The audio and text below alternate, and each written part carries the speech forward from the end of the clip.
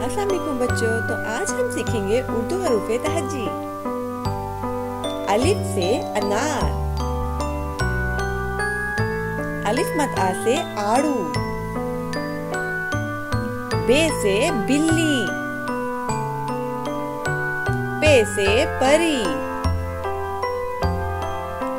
ते से तरबूज, टे से टेलीफोन,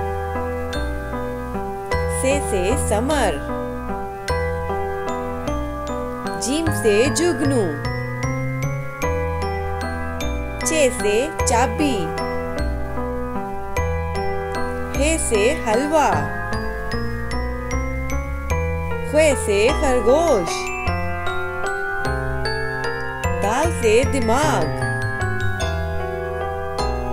दाल से डॉक्टर, जाल से जखीरा, रे से रेलगाड़ी, रे से पहाड़, जे से जिराफा, से सालाबारी, सीन से सजदा, शीन से शहद, स्वाद से संदूक, ज़्वाद से ज़ईफ, तोए से त्यारा, ज़ोए से ज़रूफ,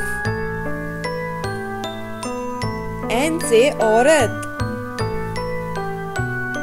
गैन से गुब्बारे, फे से फुवारा, काफ से किला,